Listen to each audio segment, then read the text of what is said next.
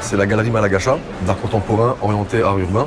Donc voilà, je me donne les moyens un peu de leur donner la visibilité, pas seulement sur Strasbourg, mais là dans toute la France et un peu dans l'Europe. Il y a Keane, ouais, qui font partie du collectif Schlager de Mulhouse. Poes, ouais, un artiste qui est déjà un peu plus confirmé. Alors là, c'est Peter Kleisen, un monsieur qui a 80 ans, mais voilà, qui fait partie du mouvement de la figuration narrative. Et donc sur le thème de l'industrie, un travail que j'adore, parce que voilà, j'aime bien le fait qu'il a mis les éléments en 3D, qu'il y a les néons collés. Et voilà, c'est un des premiers à l'avoir fait à l'époque. Voilà, Masven, qui c'est vraiment du graffiti pur, comme si on prenait un bout de mur dans la rue et qu'on le ramenait chez soi à la maison. Ensuite, ça c'est Nina Minbo, c'est une artiste belge. Dans sa peinture, elle, c'est vraiment sa personnalité, c'est quelqu'un qui est très solaire, qui est spontané, qui est dynamique. Là, on peut voir Marco Reichert, qui est un artiste de Berlin, dans un travail un peu aussi abstrait, un peu sur le thème un peu de l'industrie, avec les bandes de chantier, les empreintes digitales. Là, à travers l'empreinte digitale, il y a un peu comme des parcours de vie, peut-être des choses qui nous arrivent en bien, en mal. Et voilà, j'aime bien un peu la réflexion qu'on peut avoir dans les tableaux. Donc là, c'est des pièces de 3,50 m par 2. En proposant des travaux comme ça, c'est sûr que quand on arrive sur un stand, voilà, les gens ils en prennent plein les yeux. Et moi, c'est ça que j'ai envie. Et c'est vrai que pour Irak, il y a un mois de ça, il y a le livre de l'art contemporain qui est sorti. Irak, il a 4 pages dedans. C'est un artiste de Mulhouse qui a 28 ans. Je suis hyper content pour lui. Et après, pour moi, c'est aussi un peu une fierté d'avoir cru en lui, de l'avoir exposé. Voilà, c'est une belle reconnaissance. J'essaie de créer un beau lieu, même là, quand on est sur mon stand. On n'a pas l'impression qu'on est sur un salon.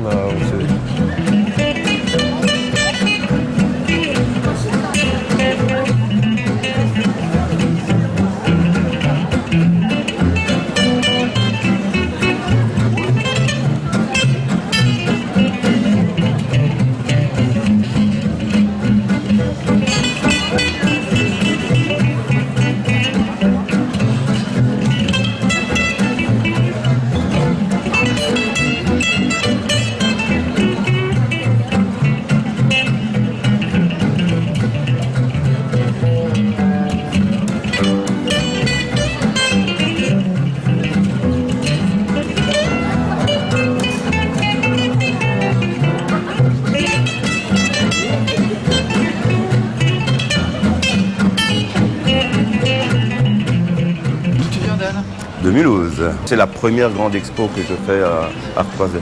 Alors comment tu qualifierais ton travail? En fait, j'ai plusieurs produits de luxe que je détruis. Pourquoi? Pour montrer que c'est tout simplement c'est que du matériel. Donc c'est une véritable Rolex que j'ai transpercée par un clou. Le message c'est un peu le même que la Ferrari qui est transpercée par un pieu. Alors là, t'as enlevé le moteur? Non, pas du tout, elle roule, je suis venu en roulant. Non. Alors quelle idée de transpercer la Ferrari? Toujours la même chose. Après, les gens, ils interprètent ça comme ils veulent. Ça peut être le rouge, le diable, ou le pieu dans le cœur. Ou... Chacun interprète mes œuvres à sa manière. Celle-ci? Un peu d'humour. On s'est promené un petit peu sur Mulhouse avec l'armure et la Jeep. C'est un petit clin d'œil entre le passé et le modernisme. Donc voilà, ça s'appelle le casse-couille. Il y a de véritables testicules qui sont conservés dans du formol. Et donc ça tient plus qu'à un fil. Comme la vie en général qui tient plus qu'à un fil. Voilà. C'est le gars qui ne veut pas lâcher son fric qui l'emmène jusqu'à la mort.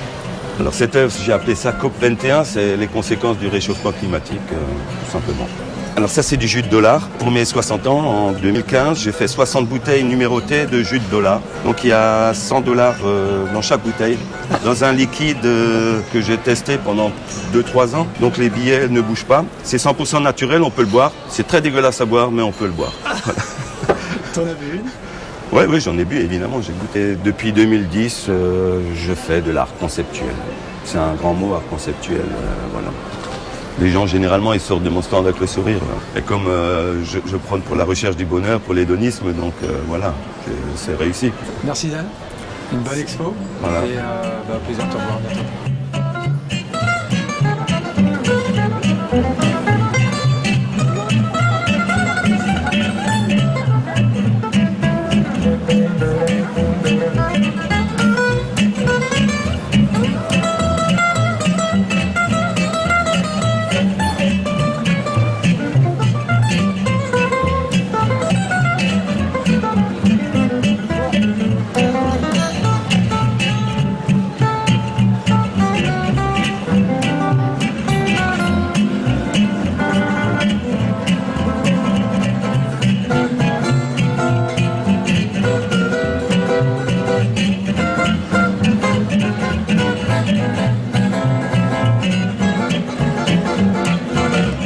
Merci.